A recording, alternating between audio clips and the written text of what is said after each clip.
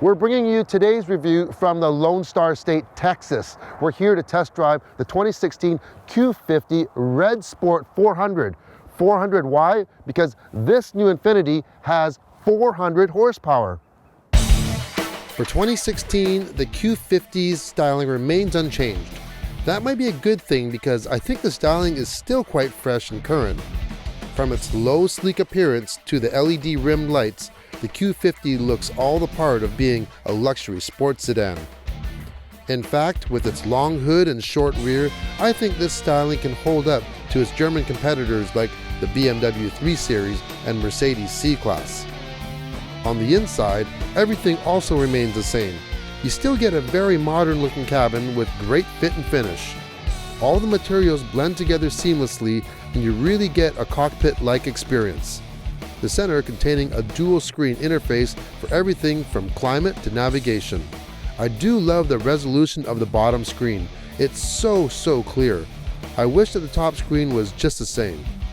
One thing that definitely has changed for 2016 though is the engine, or should I say engines.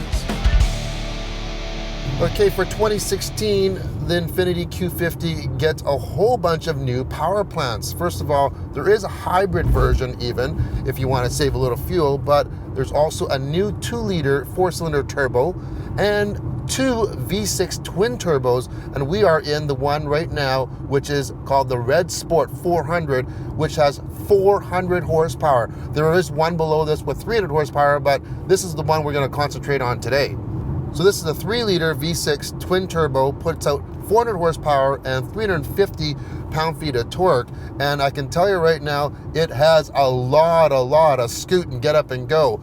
Now this is a rear-wheel drive version. In Canada, we will only get an all-wheel drive version, and I can tell you with 400 horsepower with the rear-wheel drive, you can actually get this thing breaking loose quite easily. It's going to be a little bit harder, but a lot easier to drive for sure with this much power. When the Q50 was first introduced, it really was a technological marvel, and one of the first that it did have was direct adaptive steering. And what that is steering by wire. There is nothing connecting the steering wheel to the steering rack and the box. It's a digital thing, so the line between the real world and the digital world is really getting a little bit more blurry right now. Basically with this digital steering, it's kind of like you're playing a video game, really. The advantage is that you can set the steering however you want, and also in the future when they do semi-autonomous driving, they're going to need this type of steering. Now if you're scared that something might go wrong with the computer or something like that, and you're going to lose your steering, don't worry about that. There's 3 safeguards you have to get through, the electronic safeguards.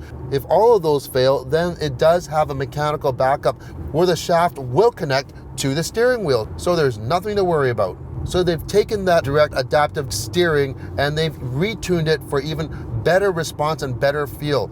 Also new for the Q50 is a digital suspension. So now you can set how you want your suspension, if you want in a comfort mode, more of a sport mode. Also for the drive mode, you have your regular settings all the way up to Sport Plus, but you also have a personal setting where you can set everything to your liking, however you want your steering, your transmission, your suspension, and you can just set it to that and it'll always be there. Very handy.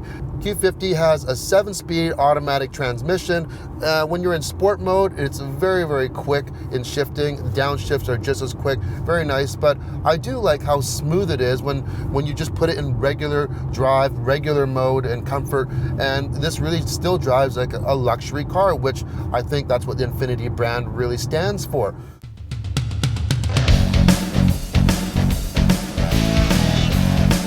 Now the best way to experience 400 horsepower and that direct adaptive steering, that steering by wire, is to actually take it on a closed course or a track.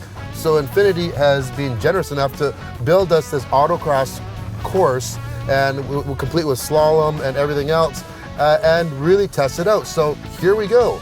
Now this does have the direct adaptive steering. I did try one without, and let's see what the difference is going to be.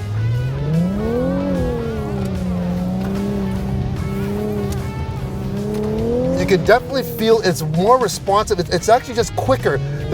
I think the best way to describe it, it's kind of hard. It's kind of like, if you get a fast internet connection and you load up a page and you just know that it's faster, even though it's probably a millisecond quicker, you do notice it.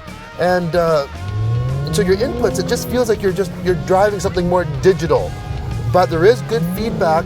But another advantage of this direct adaptive steering is that it minimizes input. So unnecessary inputs for like corrections aren't necessary. And we're gonna really check that out right now on the slow part of the course, which they call NVH Ride and Comfort. So we have this course set up. We're not even gonna touch the steering wheel or the gas or the brake, and we're just going to let it go. Now you can see we're going over these bumps and the steering wheel is not even moving.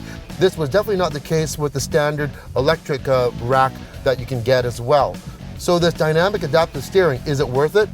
I think you really have to try it out. This Red Sport 400 Q50 really is my type of car, and let me tell you why. First of all, it's luxurious. You can drive this every day, and the interior is very comfortable. It rides really smooth. You put it in the comfort mode with that digital suspension. You can have the steering in comfort mode, and it's really easy to drive. But then you get 400 horsepower on tap if you need that, and you can adjust with your drive mode, put that all the way up to Sport Plus or personalize however you want. So you have comfort, you have the power, the looks. I do like the looks. You have practicality, 4 doors, lots of room in the back, and the best thing for people that like tech, this thing has so many tech features for driving aids, and in the interior, there's way too many to list, so you kind of just have to do your own homework on that. Things like the lane assist, scanning cars, not even just in front of you, but in front of the other car even. This thing is really a technological marvel. So if you like all those things like I do, this thing is the full meal deal.